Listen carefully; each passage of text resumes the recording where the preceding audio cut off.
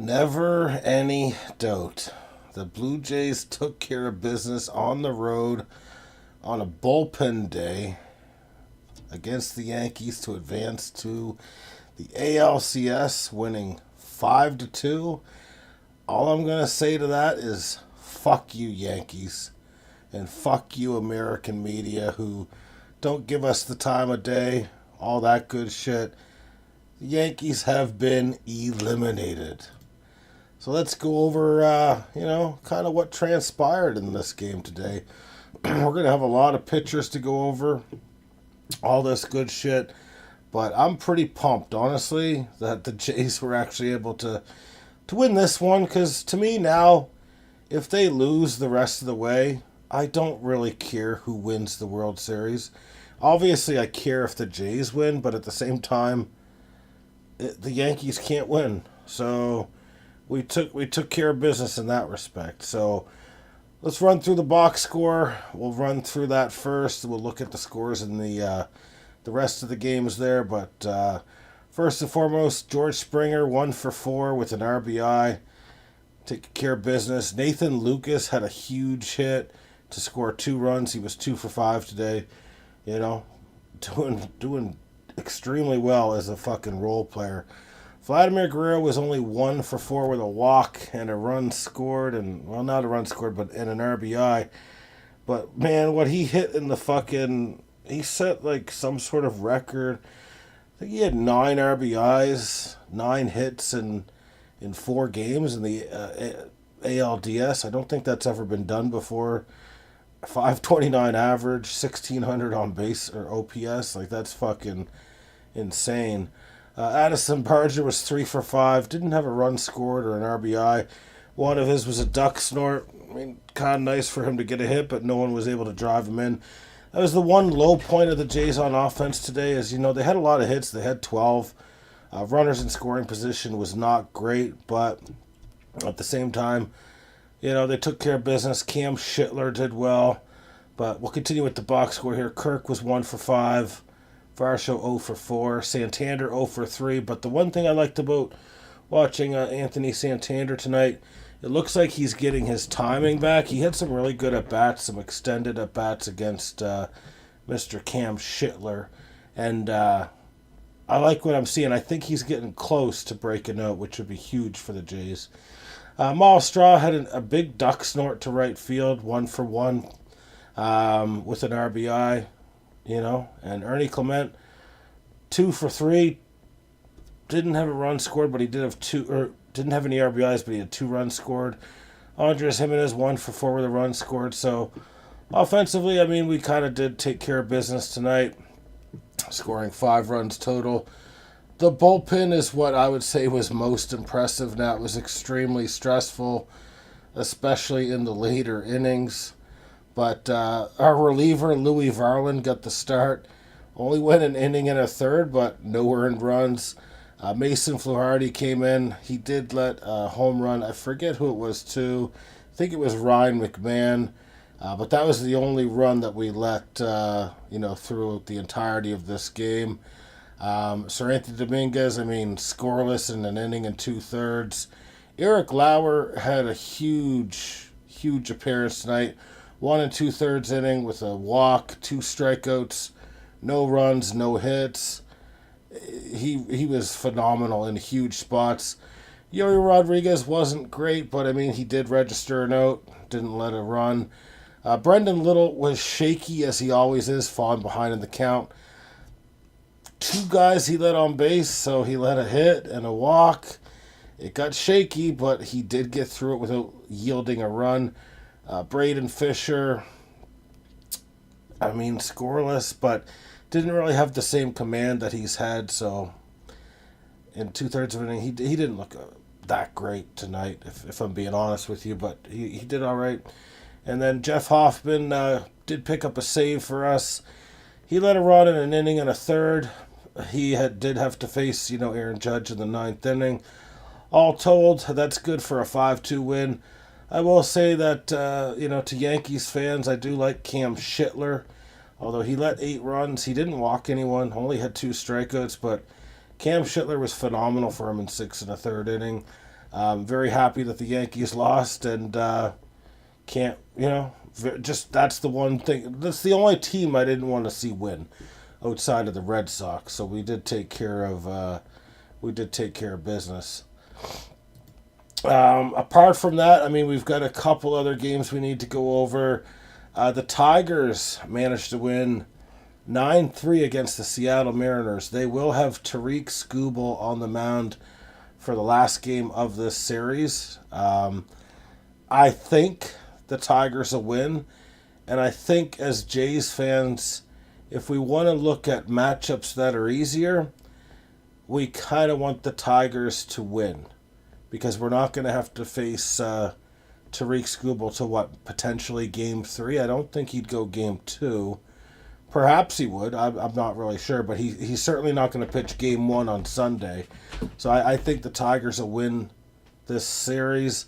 We'll go over who's pitching next, but I think tomorrow's an off day for those two teams. The Brewers did pick up their first loss of the postseason. They lost 4-3 to the Chicago Cubs. So the Cubs are making it a series. Priester was garbage, 4 earned runs in 2/3 of an innings. The rest of the way, the Brewers bullpen didn't let a run. So kind of got to put this one on the starting pitcher, as well as, on the bats for not being able to get a couple more runs there. But, Chicago was due to win. Those things do happen.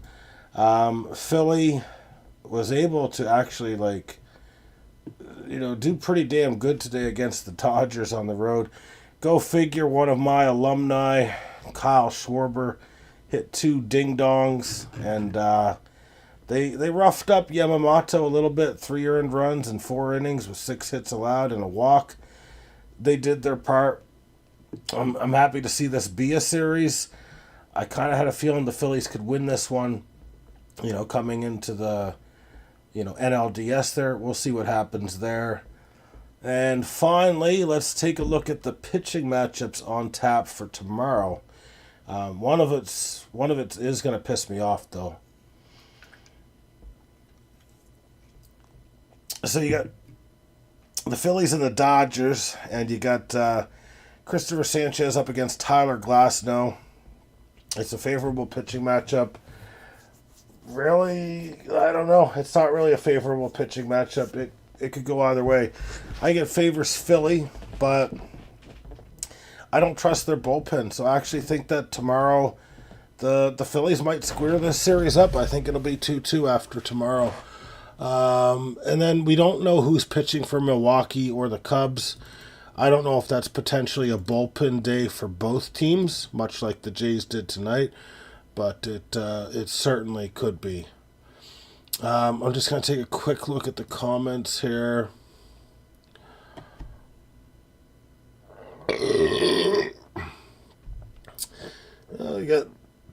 We got Mother pretty excited that the Jays won. She seems to have missed the game, so missed the celebration, missed John Schneider calling his team a bunch of motherfuckers. I appreciated that from John Schneider. I liked the pugnacity that he came out with in that little promo that he spieled there. So pretty pumped, honestly. I think this team, if we kind of look at it, and I'm looking at it objectively, I feel like they are better than the 2015, 2016 teams.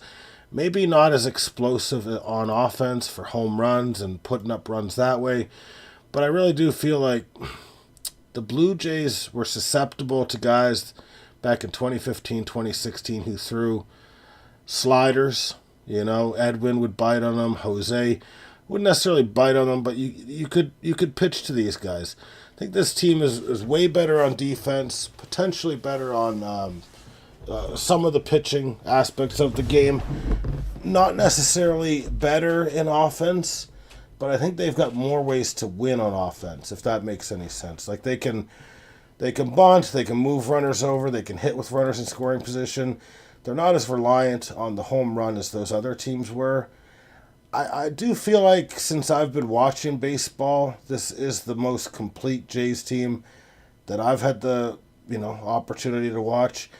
I think objectively speaking, this is the best team in the American League, and I think we'll be favored greatly in the next round's matchup. Regardless, I just feel like Detroit, we could mow Motown down a little bit, if you ask me. So, kind of thinking if you're a Jays fan, and I'm kind of hoping Detroit wins, and I think that the pitching depth of Seattle is far greater than Detroit, and the fact that Scooble's not going to be pitching till game 2 or 3 is a huge difference maker. So I think we should be cheering for Detroit to win come Saturday or Friday. Tomorrow's Thursday, so yeah, it'll be on Saturday there. And then we'll come back to Toronto on Sunday will be our next match. I think Bo has been running, jogging, that sort of thing. I have a feeling that Bo Bichette is going to... I think he's going to play next round. That's kind of been the prognosis from the beginning, is he'd be able to return past the ALDS.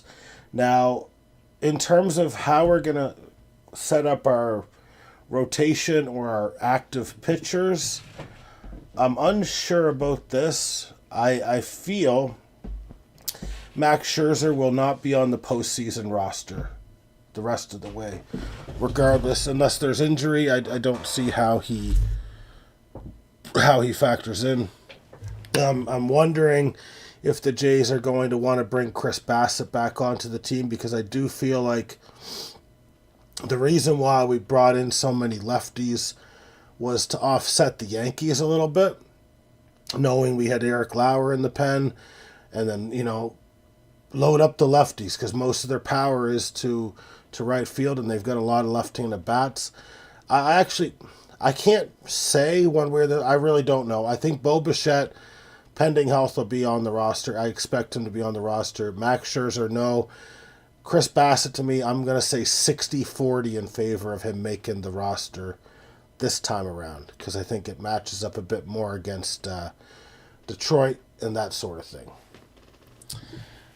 Well, we don't know if it's Detroit yet. We'll have to stay tuned there and kind of see what happens. I'm glad that the Blue Jays won on the road. I'm glad they took care of business on the road and just shut up those fucking fans, those loudmouth fucking Yanks. I'm glad they got shut up a little bit. A little humble pie served towards those fucking assholes. All right, we need to turn our attention, though, to the NFL. We do have a game on tap tomorrow. We've got the Philadelphia Feagles. Holy shit. Feagles? Feagles used to be a punter back in the day. Feagles used to be a punter, I'm pretty sure, back. Jay Feagles, I think it was. Why the hell am I thinking of Jay Feagles? No, Jay Feagles will not be in action tomorrow night, but the Philadelphia Eagles will be on the road against the Giants. I suspect the Eagles will win. However, the spread to cover is 7 points. I think Jackson Dart will be a little bit better, so I think it really comes down to the turnovers. Like, if he throws 2 picks again, the Eagles will cover. I don't think he's going to throw 2 picks. I think the Giants cover, but the Eagles win. So, Giants to cover 7, Eagles to win the game. If you're out there betting, You should listen to that advice because I've been pretty much spot on today. We actually have two trades from yesterday that I forgot to cover in the NFL, as well as a trade from today. So let's start with the most recent.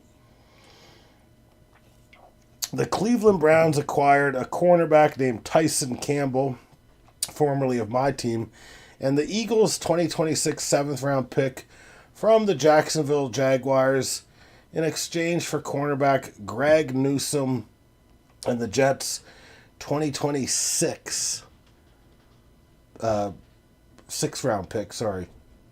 So both 2026 picks, Campbell and a 7 going for Greg Newsome and a 7 and a 6. So I'm not really sure why they're swapping out these picks, that sort of thing. Who has more team control and all that. Kind of a...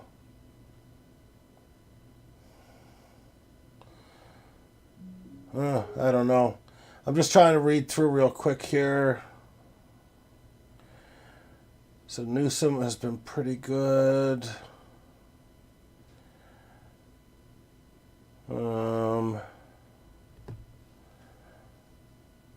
I guess what they're looking for here is they like that Tyson Campbell does have a longer contract than Greg Newsome. So Greg Newsome must have an expiring contract probably after this year. So kind of makes sense from Cleveland's perspective. And, they move up around in the draft as well. So I kind of can see why they're doing that.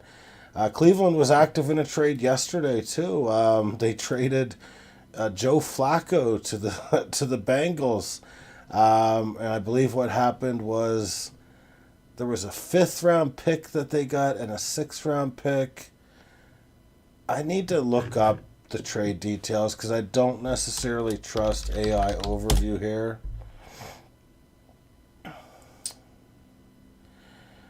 So yeah, it was basically, wow. The Browns were able to land a 5th and a 6th round pick from the Bengals for Joe Flacco. I mean, Joe Flacco is not that good. It's going to be interesting. This will be the second time this year where the Packers face Joe Flacco because we're playing the Bengals this week, actually. So let's just hope Joe Flacco doesn't go undefeated against us. That's all I have to say. But I think it's good if you're a fantasy owner of T. Higgins or Jamar Chase, which I am. You got someone that's going to get the ball there a bit more to them. So I do like that aspect. Do I think it puts the Bengals over the top? Absolutely not. I think their offensive line's terrible. I think their defense is terrible. I don't know. They're still going to be without Burrow for a long time. They're obviously just hoping that they can keep their heads above water and then Burrow goes on a run. But I think that's highly unlikely there. The other trade, which was kind of a cool trade, actually, was basically the Chargers trading for Odafe Oweh, an edge rusher, and then sending Alohi Gilman to the Ravens. Now, there was some draft capital involved. Chargers are going to get a 7th round pick, and the Ravens are going to get a 2026 5th round pick. So the Ravens are kind of... I don't know what they're doing here. I'm not sure. I guess they need a safety, but don't they need pass rush and a defensive line as well? So I'm not sure. Maybe they think Oweh doesn't fit their system. I like Gilman. It's just kind of interesting because both guys are going to have decent roles on the team. Are the Ravens I guess maybe they didn't want to negotiate a contract with Oweh. That's all I can think of there. Because I don't think it makes their team better or that sort of thing.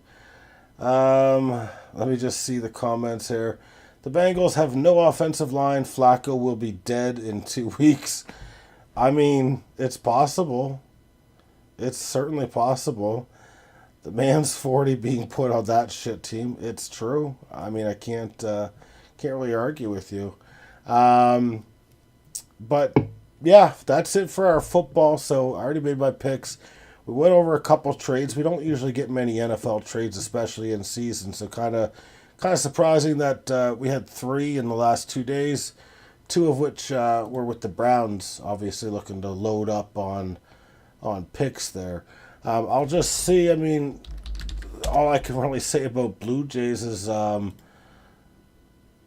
was it? I'm just trying to see about the record. So yeah, Guerrero did have 9 runs over the four game series, and I think he had 9 hits as well.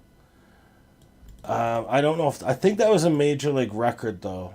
I think it was for that type of series, but yeah, Guerrero played good. One thing I'll say is you can't really blame. I heard there's a lot of Yankees fans out there blaming Aaron Judge for being unclutch, and I'm like, man, did you like see how he actually hit? He had like an OPS well above what 12 or 1300. So not really sure why they're saying he's unclutched. He's been certainly unclutched other years, but this would not be the year to say that Aaron Judge was unclutched. Let me just take a quick look. If I go to Roto World here, I'm sure they'll have an article up.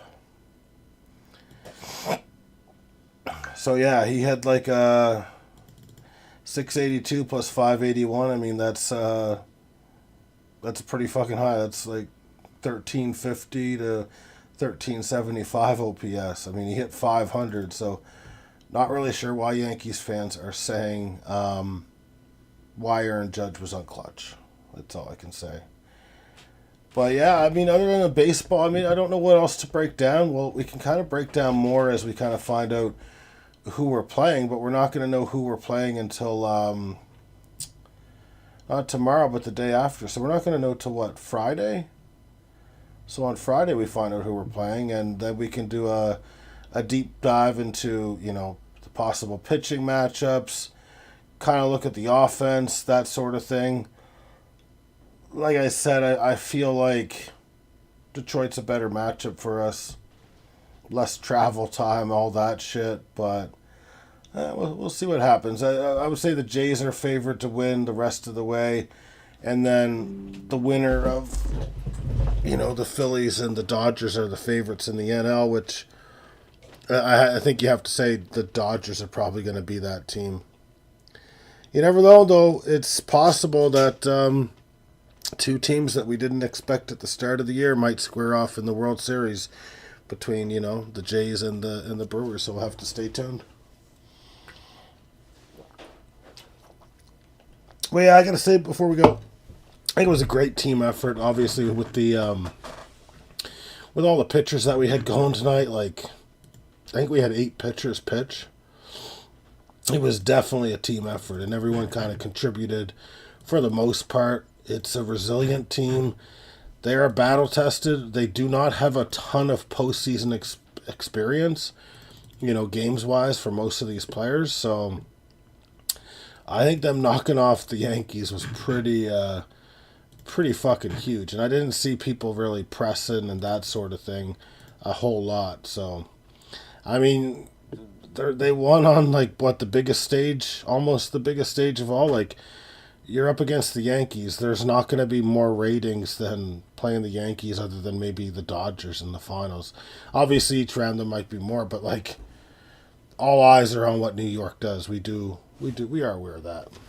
But fuck New York. Go Jays, go. And I'm out of here. Good night, guys.